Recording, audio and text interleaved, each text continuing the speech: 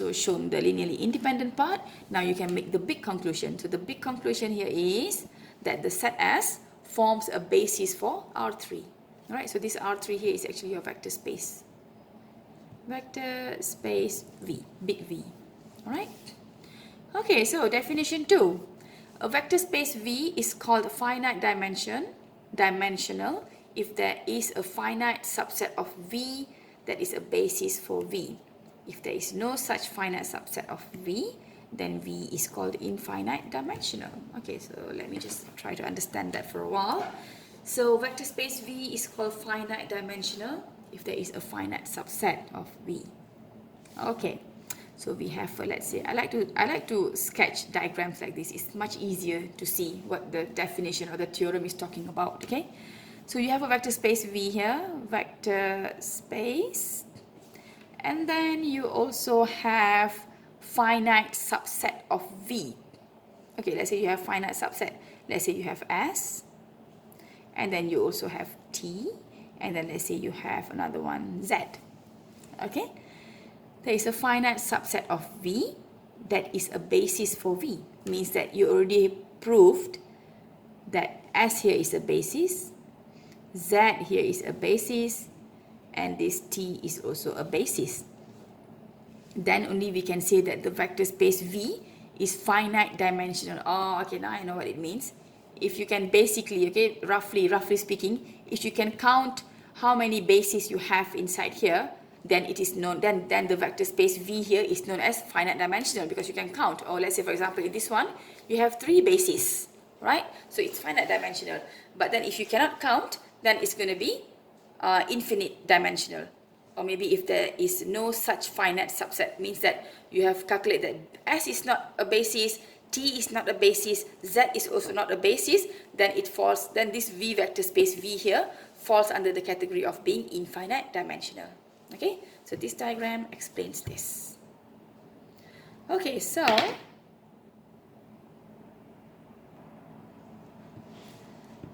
let's move on to theorem 1. So in this theorem here, if S is equals to V1, V2, Vn, let's say this is S here, V2, we have V2, V1 until Vn, for example, is a basis. So we know that S here is a basis for this vector space V.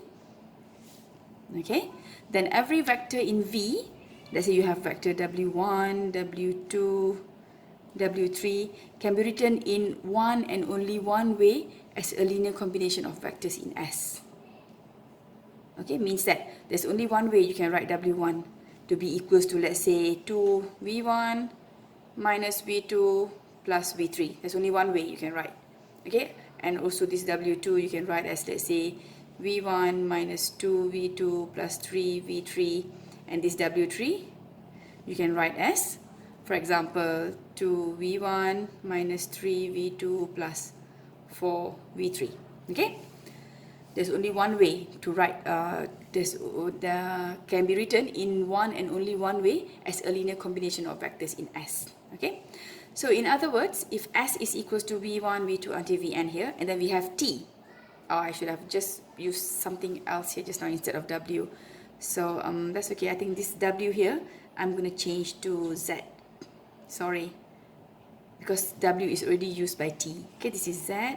This is Z. Please change it, okay? Z, Z, Z. Sorry, that looks so ugly. Okay, so I hope you understand. Okay, this is Z1, Z2, Z3, Z1, Z2, Z3. Alright? So you also have this T. And T, inside T you have W1, W2, W3, and so on. The basis for vector space V. Okay, so it turns out that this set T is also a basis. Then M is equals to N. What does it mean? What does it mean by M is equals to N? It means that the number of vectors inside S are equal to the number of vectors inside T. Okay, so M equals to N implies that number of vectors inside, sorry, I think I just need a bigger space to write that down. So I'm just going to make that conclusion up here. Okay, M equals to N implies that number of vectors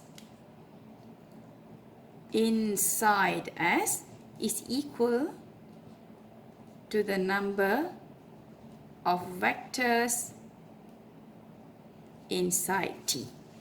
Okay, so when does this condition holds? Only when this condition holds. Means that every vector in this vector space V here, the bigger vector space V here, if you can write this as a combination of vectors inside S, only one way, there's only one way to write it as a linear combination of the vectors inside S, and then you have proof that T is also a basis. So then only M is equals to N. Okay, so this is step by step of this theorem 1 here. You have to first of all prove this part, and then only you can make this conclusion here. Alright. Okay, there's another theorem here. If S is V1, V2 until Vn, this one here is a basis, okay, is a basis of the vector space V, the bigger vector space, then every set containing more than n vectors in V is linearly dependent. Okay, what does that means? Let's say you have, okay, let's say this is the sketch for theorem 2, okay? So you have this vector space V, and then inside here you have S, which is a basis, okay? And then inside S here you have V1, V2 until Vn. Then every set containing more than n vectors, okay, let's say inside here you only have until V4, for example, in S you only have until V4, and then there's another set here, okay, another set here, let's say I want to name this set as T. Then every set containing more than n vectors, let's say inside T here you have 5, V1, V2, V3, V4 and V5. More than n vectors in V is linearly dependent. So this one here, you can make a conclusion that this part is linearly dependent. Okay, let me read the theorem statement and explain to you again. Okay, what does it mean by theorem 2? Theorem 2 says that you have S, which is V1, V2. Let's say this Vn here, I want to take example that it stops until V4. Okay, my n is equals to 4. Is a basis, so S is a basis for vector space V. So this is the bigger vector space V. Okay, then every set containing more than n vectors, let's say you have another set here and it has more than n vectors. You see, for example, if S stops until V4, let's say T has more vectors, let's say you have until V5, more than n vectors in V is linearly dependent. Okay, if linearly dependent means what? Means cannot form basis. Why cannot form basis? Because if you go back to the concept of basis, there are two things that you need to prove. First, it has to span, and the other one, it should be linearly independent. Okay, so it means that you can use this theorem 2 here to show that if you have two subsets like this, and you have shown that S is a basis, the next thing you need to do about this subset is just to check how many vectors are there inside. If there are more vectors than this S here, which is already a basis, you can make a conclusion by using theorem 2 that this T is not a basis, because these part here are always going to form linearly dependent. So if linearly dependent means cannot form a basis, because bases have to be linearly independent, right? So that's how you can use this theorem 2. Okay. So let's move on to the next subtopic here, the dimension of a vector. What does it mean by dimension? The dimension in a rough way means the number of, let's say for example, you have, you're given this set S, you have 1, 0, 3, and then you have 2, 1, 4, and then you have, let's say 3, 1, 7, okay? So what's the dimension of this set S here? Is 3. Why? Because you have 3 numbers here, three sets inside here. Alright. Okay, so the theorems above shows that if a vector space V has a basis of n vectors, then every other basis for the space also has n vectors. This number n is called the dimension of the space V.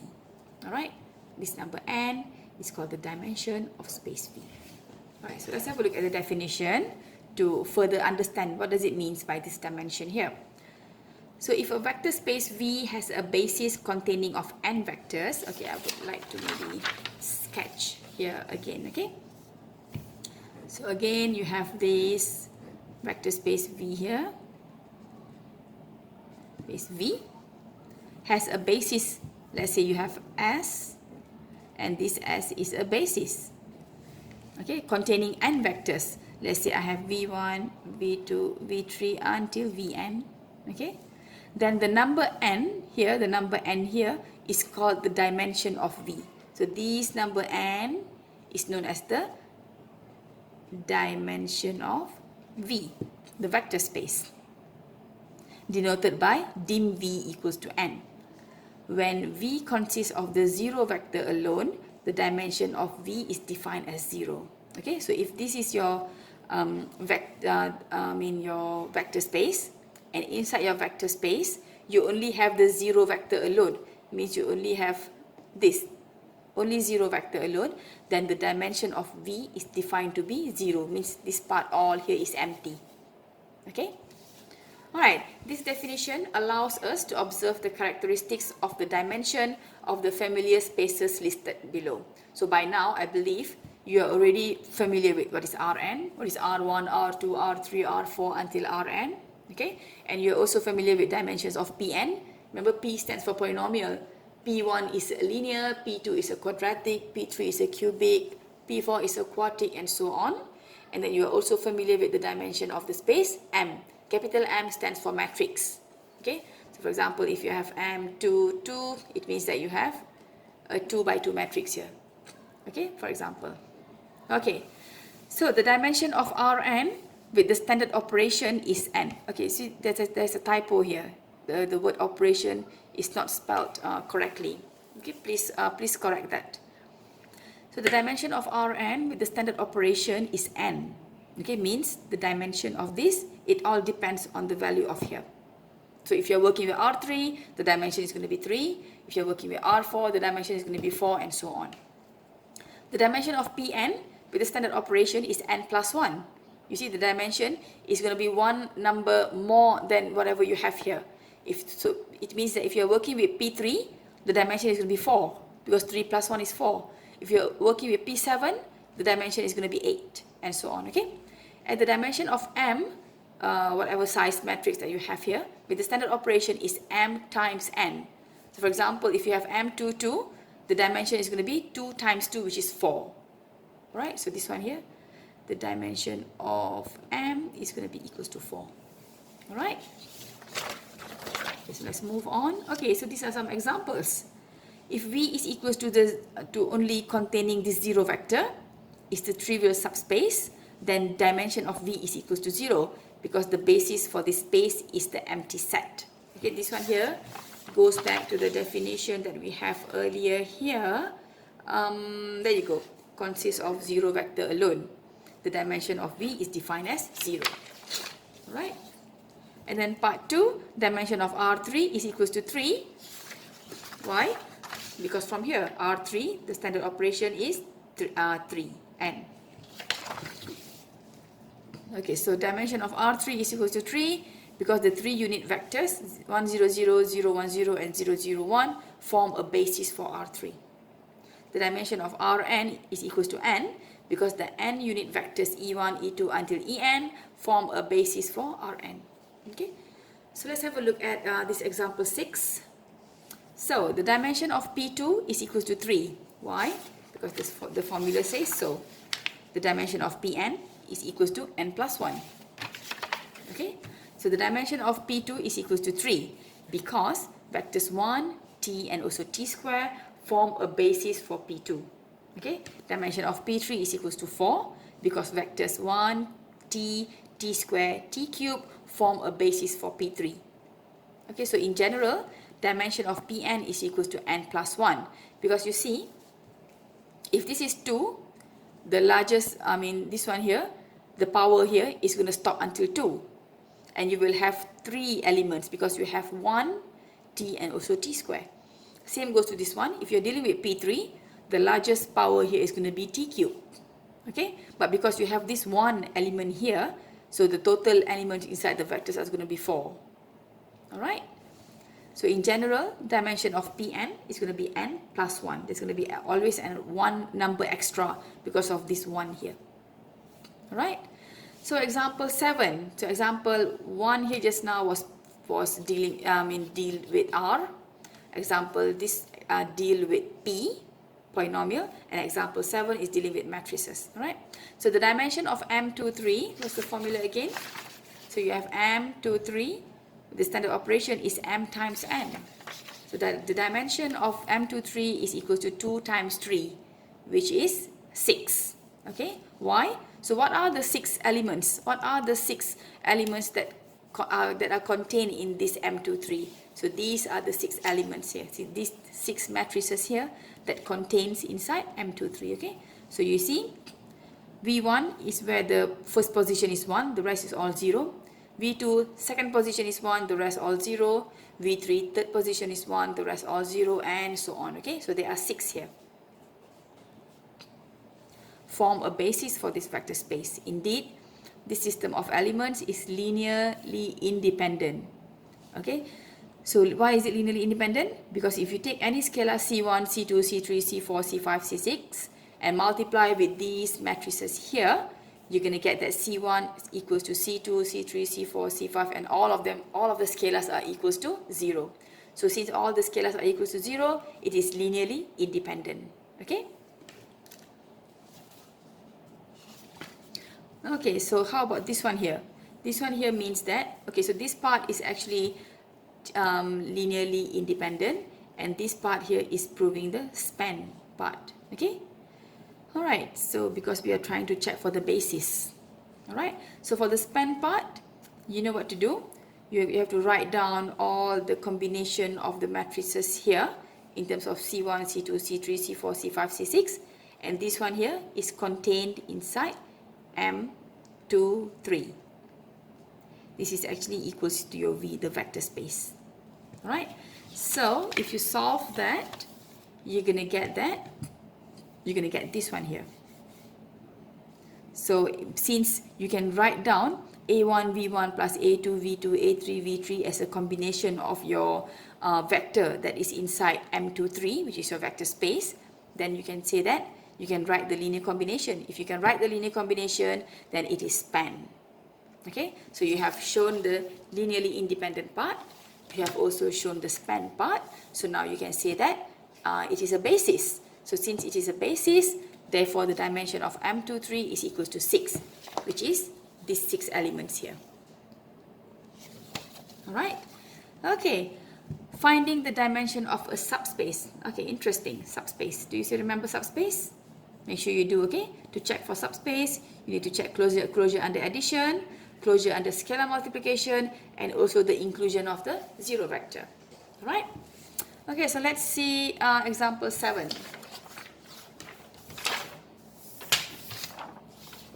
Grab a new paper.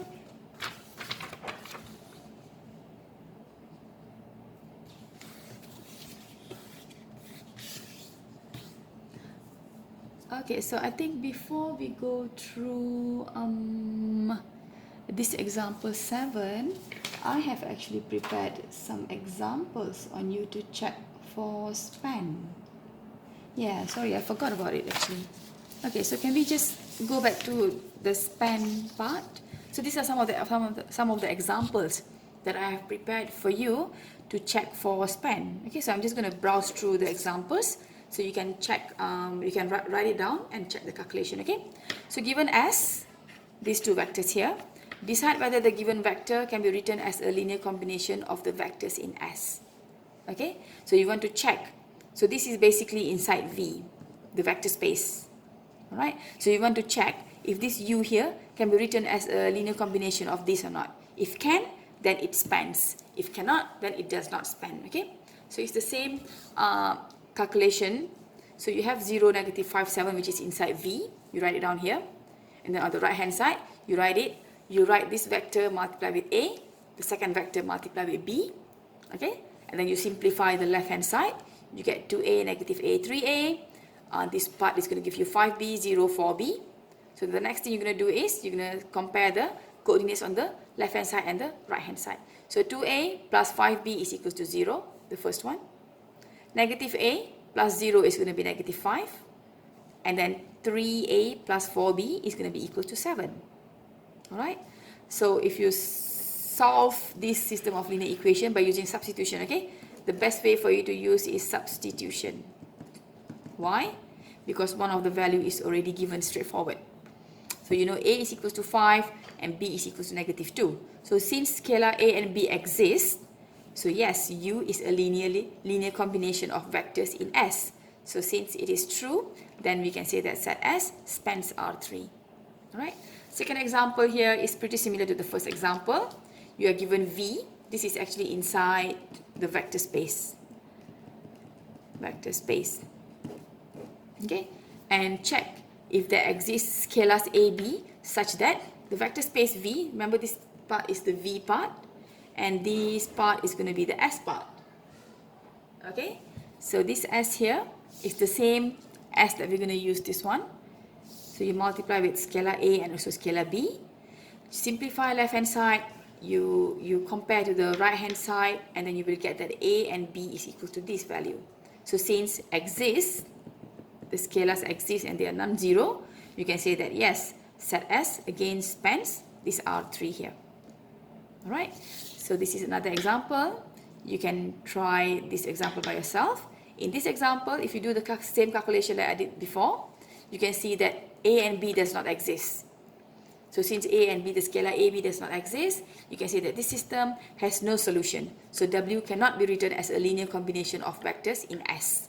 So you can say that S does not span R3.